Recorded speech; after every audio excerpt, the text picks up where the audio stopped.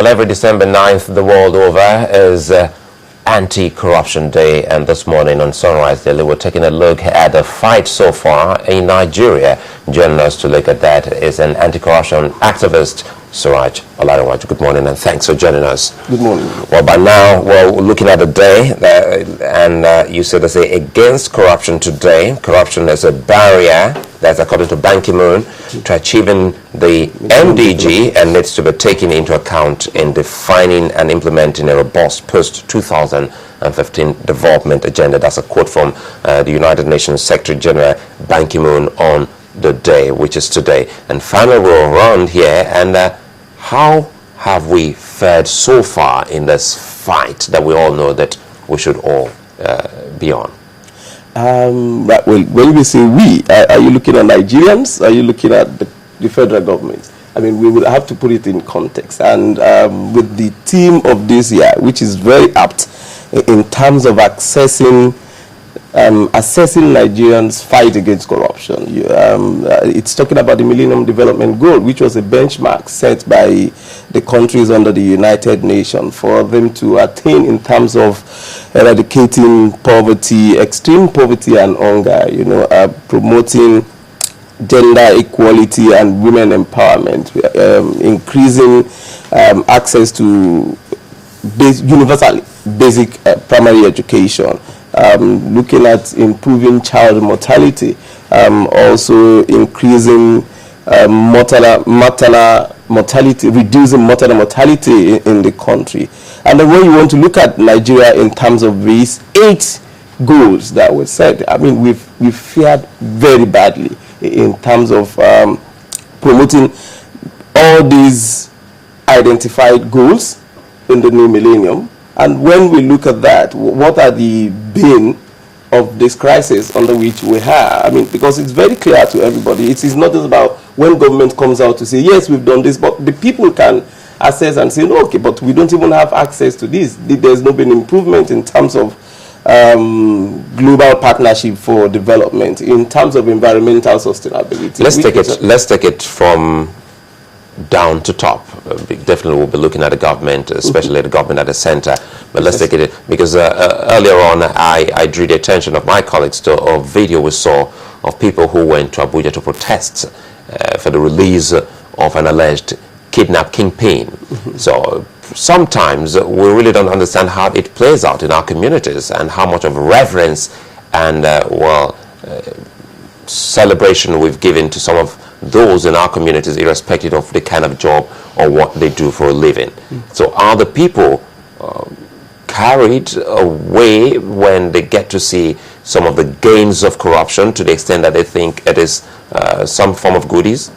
Well, I think it boils down to the government. It's actually one, the erosion of the culture of the people and our tradition to uphold and appreciate our values in terms of promoting it on the part of the government. You will clearly see, rarely would you see a clear, defined agenda or program of action to continue sustaining the values of the people from our different cultures. Go to our primary and secondary school, and from there you would see the basic social studies, moral instruction that you and I went through while we were in primaries and secondary, and no more there.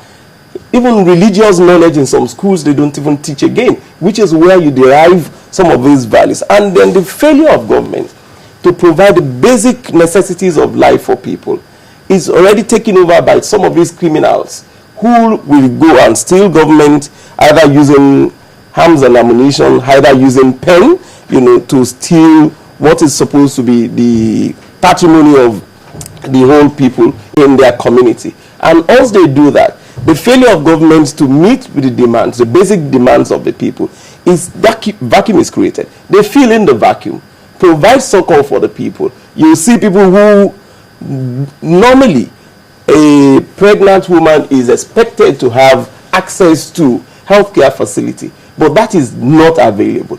But the criminal is there to give the husband some money and support to go and pay for the hospital bill, for the wife to deliver or to go through CS, and suddenly the government, who has failed to actually meet that basic need, is arresting that kingpin. The the man doesn't want to care where he got the money from. But that was the person who could provide, that basic need as at the time that is expected. And it is very clear that the bane of Nigerians' crisis is political corruption. And political corruption is why we could not meet the MDG goals.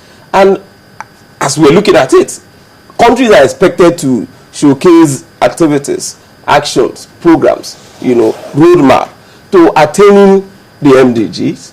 Now, this year's theme on the fight against corruption was declared last year. Each country is expected to showcase what you've been doing to mitigate some of these encumbrances to either attaining the MDGs. So with the declaration of the theme is more or less like a guide for you to walk through the year. Exactly. So by the end of that year, which is like today, the government is expected to showcase not only to Nigerians, but to the whole world, that as far as Nigeria is concerned, yes, we have assessed ourselves. This is how far we've gone. We have identified these problems. These are the solutions provided. These are the strategies we want to adopt. But you don't see, Nigeria doesn't seem to learn, from experience. And one of the things we've actually come to the realization is we need to stop lamenting, and we need to stop as much as possible blaming the government or the people in government for many of these anomalies. The people would need to start taking responsibilities for our failure to ask the appropriate questions, to stand up when it is right to say, no, this cannot continue. It is just natural. Once you leave a filthy environment, cockroaches and rats would have to thrive. They would be attracted. And that is what you see. Once we create the enabling environment for these kind of charlatans to fill the vacuum, take up the responsibility of leadership, the next thing they want to do is immediately they get into office. They alienate themselves from the people. They assume government is just about enriching yourself and not being accountable to people. Accountability, transparency is confined to... You would agree that we all crave for democracy, and we know that corruption can actually affect the foundation of any democratic institution. So that is why I'm hoping that what you have just said can't possibly be true, that people would deliberately stay and actually, breed and encourage corruption. Is it that we haven't actually seen some kind of, should I say, how do you put it now, bite, drive, or intention to curb this excesses? No, it is not. In fact, as a matter of fact, one of the things you can see clearly with the current government is more or less an encouragement of these forms of corruption in every shade. But if you put it side by side with previous governments, which would you say have actually shown some kind of zeal towards fighting corruption?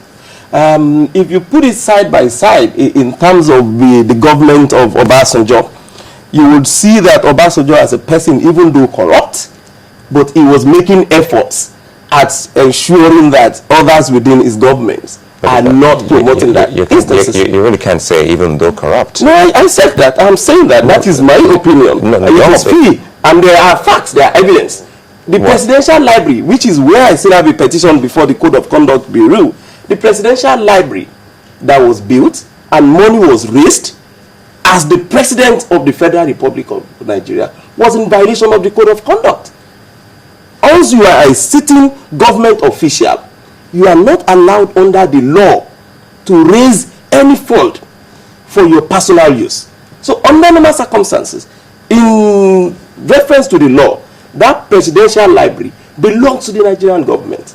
Any amount of money you raised in office as a public officer, once you are leaving the office, you just remit it to the purse of that office, the government you represent. So it is not only by the president, the governor, and even local government chair. So that is a clear act of corruption and violation of the law. So that's what I'm saying, even though corrupt. But you can see instances where... you said you wrote a petition on that particular matter. So what's because the conduct, they've not responded, and my lawyers are prepared. How long ago this has been like 3 months now. So the lawyers are already working on taking them. That's relatively new then. Yeah, I mean, we need to start investigating and researching on how we need to take these people to account. And that's why I said it's not going to be enough for us to just continue lamenting and complaining. But again, until proven guilty by a law court, it is for him to go and prove. Now, we have documented the fact that it is there. It is for everybody to see. You know, when Dangote, Otedola, all of them went to go and donate, even the governors donated money on behalf of their states without even approval from the states or their parliaments to the building of the presidential library. So it's a clear, we don't need to deceive ourselves. We don't need to pretend that it has not happened. It is just in Nigeria that you can do that and go away with it. But for us, it has happened, and we're taking appropriate steps. I'll give you another instance. You know, in fairness to him, once your ministers are alleged or accused of corrupt practices, they either resign or he sacks them. When you go to Yar'Adua, Yar'Adua was the only president in history of Nigeria who publicly declared his assets. And with that, he was making some kind of effort at ensuring that the rule of law is promoted. And once you can promote the rule of law and ensure that is followed, then you can, as a very good measure, curb corruption to a certain extent. But with the two that I've listed now, you can't find any with the current government. Suraj, if I may come in here.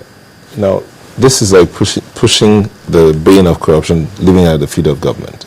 But there are those who will say it's ingrained even in the least person in the society. So it's not just a government thing, no, it's ingrained in everybody. I agree with you to a very large extent. And what you would know our people says is, once a fish is rotten from the head, it affects the whole body.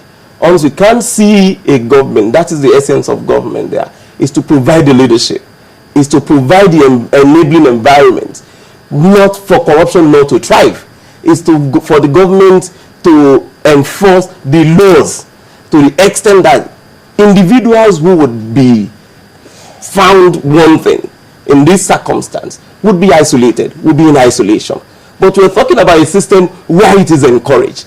When the teachers are not paid their salary as at when due, when their other facilities and environment for undertaking their responsibilities are not there. And when government is going to say, no, don't even talk about my own stealing, talk about the teacher who is collecting, who is asking children to bring chalk. You have already encouraged, you have already told the teacher to go and find a means of survival. So it's just few upright ones. Have you bothered to check the civil service to see if it's actually clean of corruption? The civil service, no, the civil servants, I should tell you. Because I'm asking this because we're actually saying even just one issue that has to do with pensioners fund, and that is one aspect. So there are gamut of so many, don't bother. The civil service is worse than the political. The gamut of issues with the civil service is horrible. It is horrible. In the civil service, that is where you can see the worst forms of corruption.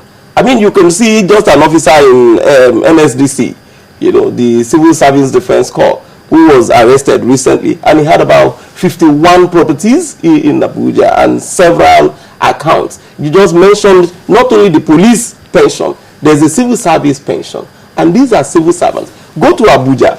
Most of the choice houses you see in Abuja are owned by civil servants, and they are the ones who perfect the books for these politically exposed persons. They are the ones who encourage them. I have an instance of a friend whose brother became a minister of state, and the moment he came into office, newly, he doesn't even have a house in Abuja when he assumed office. And the civil servants gathered together. How they did their investigation, no one knows. And they approached him that, Minister, we've discovered that you don't even have